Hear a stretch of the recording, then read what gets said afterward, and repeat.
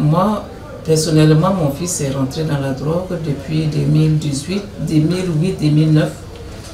Et j'ai vu comment il a vécu des moments tellement très difficiles. Et nous avons également subi des moments très difficiles. Ça n'a pas du tout été simple. Et c'était une période où on n'en parlait pas trop de drogue. Donc, pour des parents que nous sommes, c'est notre premier fils.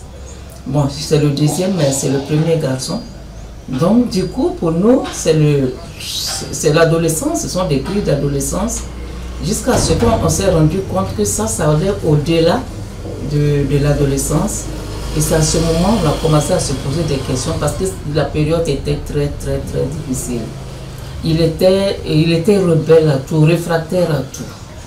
Donc, à un moment donné, moi, il fallait payer le prix. Moi, j'étais obligée de laisser mon travail puisque mon mari travaillait. Et si lui, il était absent, moi aussi absent, ça allait être difficile. Moi, j'ai pris la décision de laisser pour moi et puis venir m'asseoir pour voir exactement qu'est-ce qui se passe, pour mieux le suivre de près et comprendre pourquoi il se comporte de cette manière. C'est à partir de ce moment qu'on a commencé à soupçonner que ça devait être lié à la drogue. Lui, mon fils, c'était pas un enfant, c'était un enfant qui aimait l'ambiance. Il aimait là où il y avait l'ambiance, il y avait la joie. Il aime là où il y a vous voyez, tout ce qui est ambiance, musique, tout ce qui est tapage, il aime. Les motos, faire le rallye, il aime. Alors, nous, on n'était pas là. Il avait des amis autour de nous, des parents qui étaient beaucoup plus riches que nous. Il s'est accroché à ses amis. Donc, ses amis, ils roulaient avec leurs motos, ils circulaient avec leurs motos, ils partaient faire des rallyes avec leurs motos. Et tout ça, c'est à notre insu. Et quand l'enfant s'est habitué à cette vie, voilà, du coup, c'était très difficile de le ramener à la maison. Il s'est tellement accroché, à ses amis. Et il faut reconnaître aussi que la vie, l'environnement familial aussi joue positivement ou négativement sur la vie de nos enfants. Au départ, c'était pas facile aussi la vie à deux, puisque on ne comprenait pas. Vous savez, quand on rentre facilement au début dans la vie conjugale, ce n'est pas facile. Chacun vient avec sa manière de faire, sa manière de voir les choses, et chacun veut imposer sa manière de faire et de voir. Et personne ne veut lâcher prise. Et quand personne ne veut lâcher prise, à un moment donné, la vie familiale devient très, très, très invivable. Et à ce moment, ces enfants, la communication qui n'existe même pas dans votre maison, donc chacun était avec. C'est pour dire qu'il n'y avait pas de vie, il n'y avait pas de vie de famille. Les autres, qui étaient plus ou moins calmes, ils s'adaptaient difficilement à la situation, mais ils n'étaient pas, par exemple, comme cet enfant qui aimait vraiment beaucoup plus l'ambiance. Donc lui, facilement, c'était facile pour lui de se retrouver à l'extérieur pour vivre sa vie que de rester à l'intérieur où il n'y a pas de vie.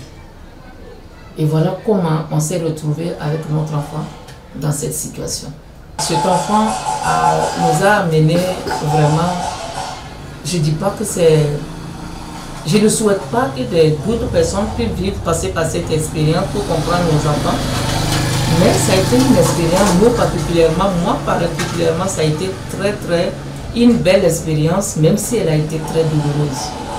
Parce que c'est un enfant, quand il a commencé vraiment, il est tombé dans la dépendance, c'était très difficile.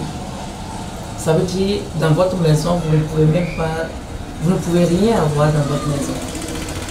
Tout ce qu'on avait, quel que soit ton ordinateur, tout ce qui pouvait être vendu, il a vendu.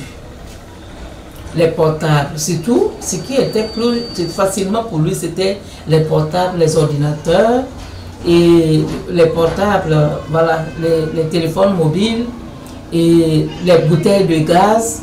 Ça veut dire, à tout moment, vous n'avez pas besoin d'avoir, chaque fois que vous avez une bouteille, dès que la bouteille est vide, moindre inattention, il va aller vendre. Il va aller vendre la bouteille. Il va prendre ça. Et vous ne savez même pas à quel moment. Et ça ne s'arrêtait même pas à notre maison.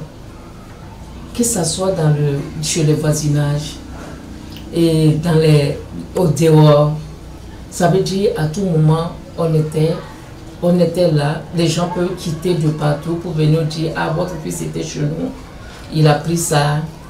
Et chaque fois, vous êtes là, soit vous êtes, on l'amène par exemple chez les Koloero pour qu'on paye, voilà, parce qu'il a volé tel truc.